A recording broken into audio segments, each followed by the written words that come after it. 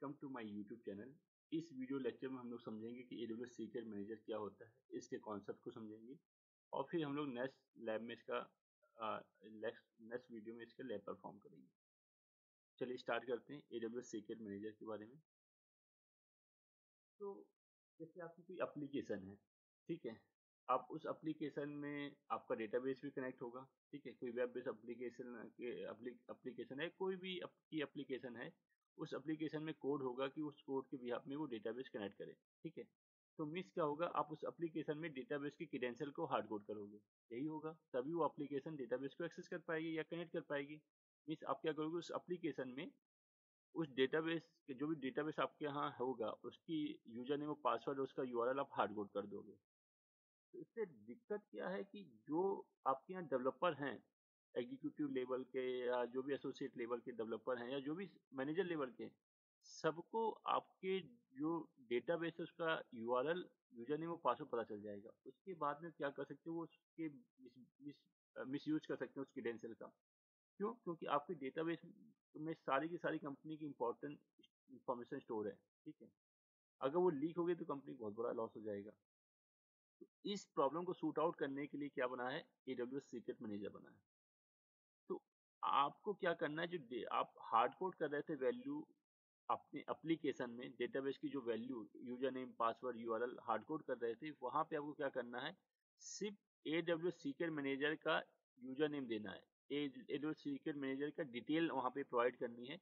और वो जो वैल्यू थी डेटाबेस की यूआरएल की, यूजर नेम और पासवर्ड की, वो वैल्यू आपको एप्लीकेशन में हार्ड कोड नहीं करनी है, वो वैल्यू आपको AWS के सीक्रेट मैनेजर में स्टोर करनी है, ठीक है। इससे क्या होगा कि जब भी एप्लीकेशन कनेक्ट करना चाहेगी तो होगा क्या कि एप्लीकेशन किसके पास जाएगी, सीक्रेट मैनेजर के पास जाएगी। सीक्रेट मैनेजर डेटा जो वैल्यू होगी उसके इनक्रिप्टेड फॉर्मेट में रखेगा, उसे डिक्रिप्ट करेगा, एप्लीकेशन को प्रोवाइड करेगा, उस बेस में एप्लीकेशन डेटाबेस से कनेक्ट हो पाएगी और इससे आपकी इशू सॉल्व हो जाएगा। तो इससे क्या होगा, जो डेवलपर होंगे उनको डेटाबेस का यूजर नेम क्या है, पासवर्ड क्या है, क्रेडेंशियल क्या है, यूआरएल क्या है, ये सब कुछ पता नहीं चलेगा।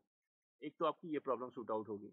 दूसरी प्रॉब्लम क्या है कि कंपनी पॉलिसी होती है, पॉलिसी क्या होती है कि हर 30 डेज में आपको पासवर्ड चेंज करना है डेटाबेस का, ठीक है। हर 30 डेज में आपको पासवर्ड चेंज करना है, तो फिर से वही दिक्कत है आपके पास। अगर आप पासवर्ड डेटाबेस का चेंज कर दोगे तो एप्लीकेशन आपकी बाउंस कर एरर फेंक देगी। क्यों? क्योंकि उससे डेटाबेस की कनेक्टिविटी नहीं हो पाएगी।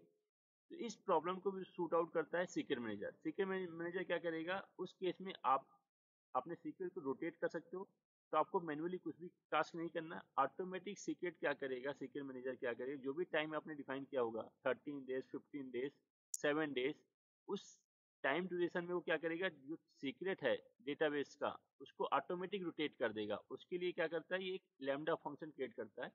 तो लैम्डा फंक्शन के बिहाफ में वो क्या करता है, वो उस डेटाबेस का जो सीक्रेट होगा वो रोटेट करेगा, मीन्स चेंज करेगा, नया क्रिएट करेगा और उसकी वैल्यू जो होगी अपने पास स्टोर करके रख लेगा।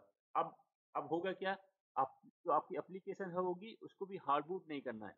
आपकी एप्लीकेशन जैसे ही डेटाबेस को कनेक्ट नहीं कर पाएगी तो वो कहाँ पे आएगी, सीक्रेट मैनेजर के पास आएगी।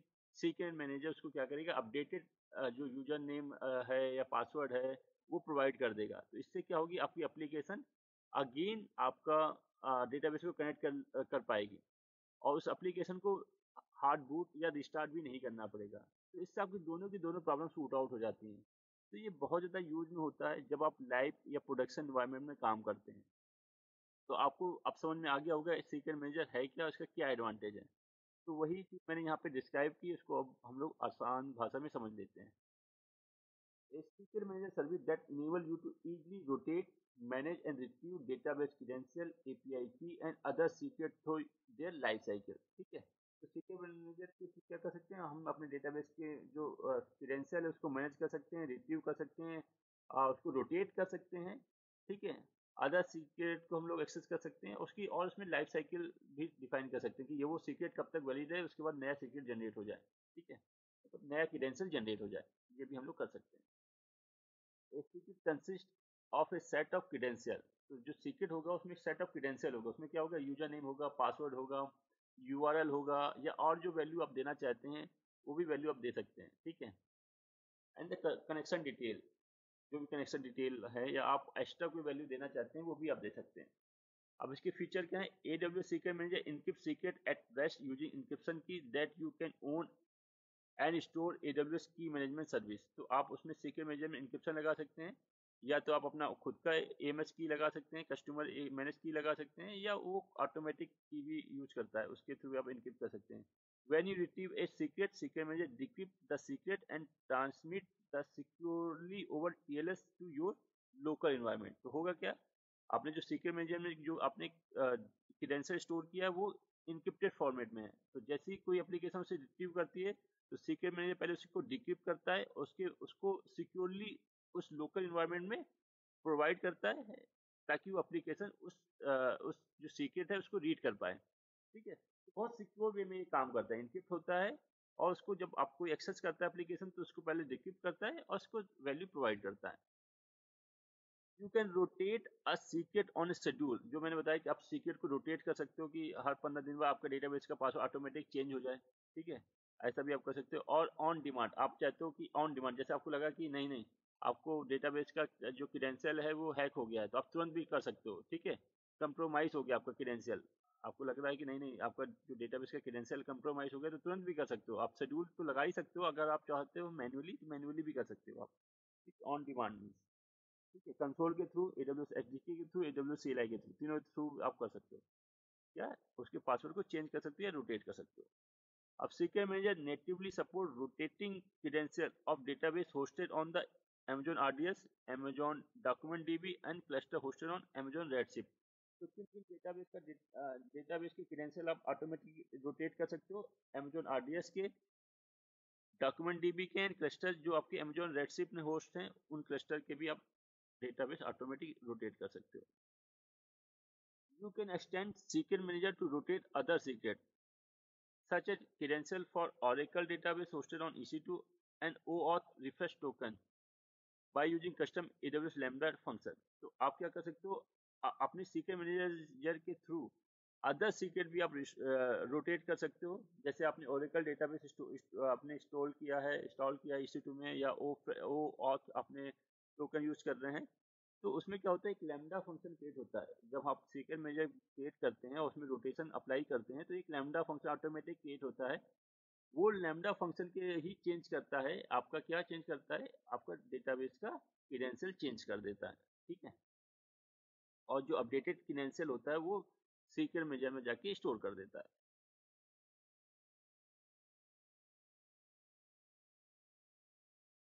ठीक है, चलो इसको देखते हैं हम लोग आगे। A secret also contain Meta data which include, जो सीक्रेट होता है वो मेटा डेटा भी इंक्लूड करता है, मेटा डेटा भी स्टोर करता है। और उस मेटा डेटा में क्या क्या वैल्यू होती है वो समझते हैं हम लोग। Basic information include the name of the secret, secret का नेम क्या है, डिस्क्रिप्शन क्या है, किस रिसोर्सेज के लिए, उस रिसोर्सेज का ARN क्या है, ठीक है, यूनिक आइडेंटिफायर आइडेंटिफिकेशन क्या है उसकी, ये सारी चीजें स्टोर करता है। ये सब मेटा डेटा कहलाते हैं। ठीक है, ये भी चीज स्टोर करता है। The ARN of AWS KMS key secret manager used to encrypt and decrypt to protected test in the secret. If you don't provide this information, secret manager use the default AWS KMS key for the account। मैं बताया कि आप AWS KMS key का use कर सकते हो, जो आपने इंफॉर्मेशन स्टोर की है, जो भी क्रेडेंशियल स्टोर की है, उनको इनक्रिप्ट या डिक्रिप्ट करने के लिए। अगर आप कोई KMS की नहीं प्रोवाइड करते हैं तो वो ऑटोमेटिकली अपनी डिफॉल्ट AWS की KMS की का यूज करता है, जो सीक्रेट होते हैं उनको स्टोर और मतलब इनक्रिप्ट और डिक्रिप्ट करने के लिए। नेक्स्ट पॉइंट है information about how frequently to rotate the key and what lambda function to use the perform the rotation. ठीक है, तो ये लैम्डा फंक्शन में बताया था कि जो जब आप सीक्रेट मैनेजर में रोटेशन इनेबल करते हैं, है ना, तो वहां पे ऑटोमेटिक लैम्डा फंक्शन क्रिएट हो जाता है। वो लैम्डा फंक्शन ही आपका क्या करता है, डेटाबेस का पासवर्ड रीसेट करता है, और जो भी पासवर्ड का अपडेटेड पासवर्ड होता है उसकी वैल्यू सीक्रेट मैनेजर में स्टोर कर देता है। A secret can contain versions. ठीक है, जो आपके सीक्रेट होते हैं, अब आपने क्या पासवर्ड हर 15 दिन में चेंज कर रहे हैं, तो उसके कितने वर्जन है, उस वर्जन की इंफॉर्मेशन भी वो स्टोर करता है। ठीक है, although you typically only have one version of the secret at a time, active at a time, तो जो आपका लेटेस्ट वर्जन होगा वो आपका एक्टिव वर्जन होगा, वो ही आपका एक्टिव वर्जन होगा एट ए टाइम पे। ठीक है, बट जो ओल्ड वर्जन होंगे उन्हें आप वो भी स्टोर करेंगे, ठीक है, वो भी स्टोर सीक्रेट मैनेजर वो स्टोर करता है। तो multiple version can exist while you rotate the secret on the database और सर्विस। जो पुराने सीक्रेट होते हैं उनको भी उनका उनका वर्जन भी वो स्टोर करता है, उस वर्जन के अंदर ही उस डेटा की उस सीक्रेट की सारी इंफॉर्मेशन होती है। मीन्स क्या क्रेडेंशियल पहले यूज किया था, उसमें क्या यूजर नेम था, क्या पासवर्ड था, ठीक है। तो पुराने जो यूजर नेम पासवर्ड होती है उसकी उसको भी एज ए वर्जन के रूप में वो अपने पास स्टोर रखता है। whenever you change the secret manager create a new version। जैसे आप secret manager चेंज करते हो, whenever change the secret change करते हो, वैसे secret manager ने उसको क्रिएट कर देता है एक नया वर्जन के रूप में। Each version hold a copy of encrypted secret value. मैंने बताया था हर एक वर्जन अपनी क्या करता है, रिस्पेक्टिव जो वैल्यू थी सीक्रेट की उससे इनक्रिप्टेड फॉर्मेट में स्टोर करके रखता है। आप सपोर्टेड सीक्रेट कौन कौन से हैं?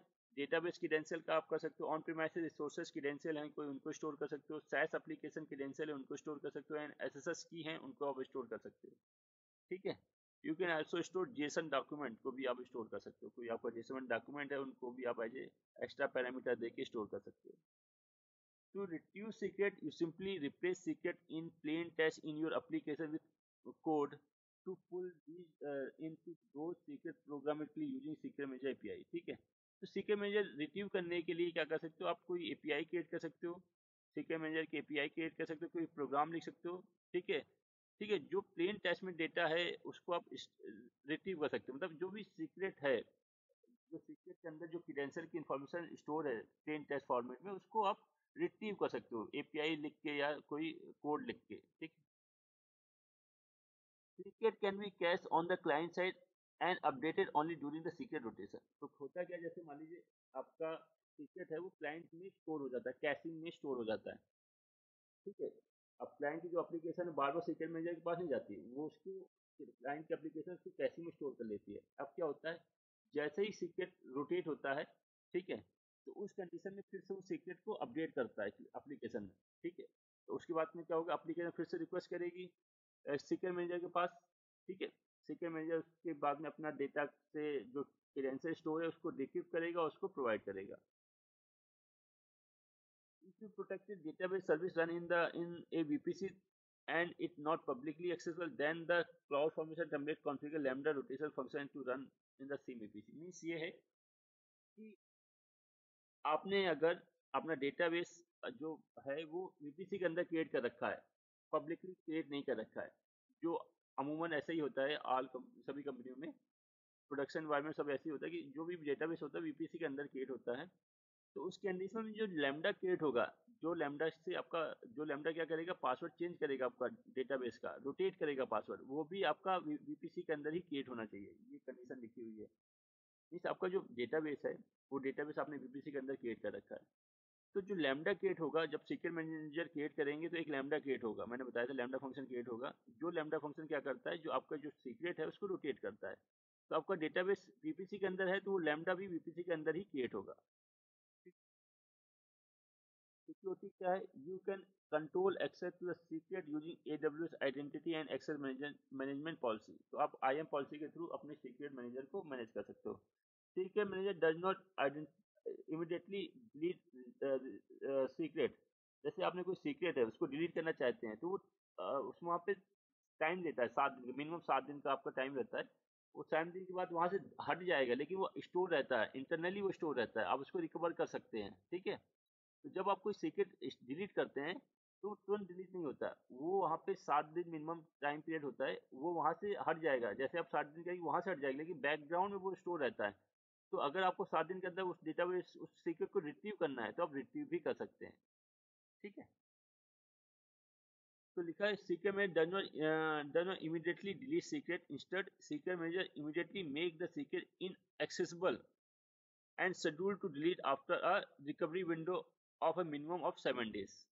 Until the recovery window end, you can recover the secret you previously deleted। तो आप जो डिलीट कर दिया है उसको आप रिकवर भी कर सकते हैं। by using a CLI you can delete the secret without a recovery window, ठीक है।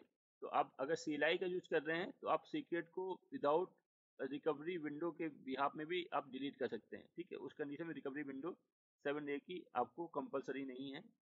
ठीक है, कंप्लाइंस कौन कौन से फॉलो करता है?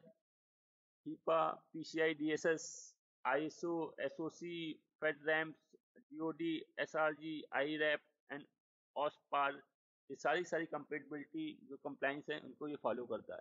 ठीक है, प्राइसिंग की बात करें, प्राइसिंग कैसे होगी? you pay based on number of secret restore and API call made per month।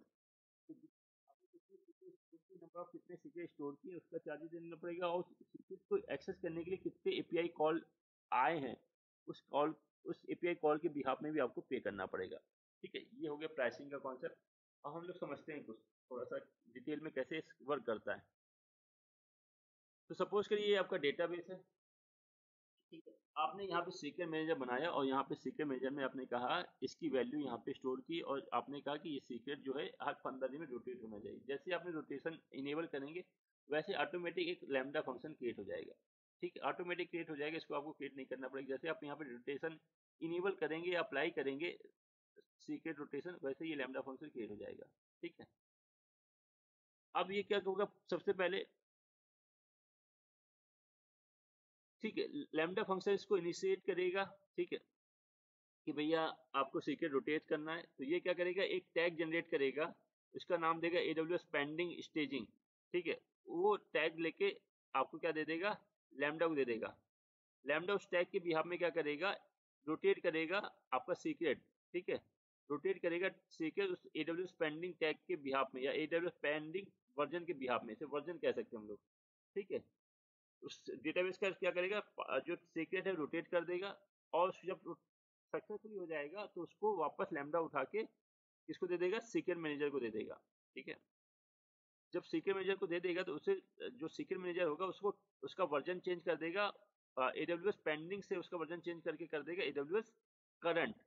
AWS current कर देगा, क्या कर देगा, AWS करंट वर्जन। और जो AWS करंट वर्जन होगा उसको कर देगा AWS प्रीवियस वर्जन, उसको क्या कर देगा, AWS प्रीवियस वर्जन। तो इस तरह सीक्रेट मैनेजर हर एक वर्जन की इंफॉर्मेशन रखता है, हर एक रोटेशन जो सीक्रेट रोटेट करोगे उसकी इंफॉर्मेशन रखता है। ठीक है, समझ में आया, ये कॉन्सेप्ट चलता है। तो आई होप आपको AWS सीक्रेट मैनेजर का कॉन्सेप्ट समझ में आया होगा। लेकिन अगर अभी भी आपकी कोई डाउट है या कोई आपके कंसर्न है तो मुझे कमेंट बॉक्स में जरूर बताएं। ठीक है, लेकिन फिलहाल इस वीडियो में इतना ही। Thank you for watching.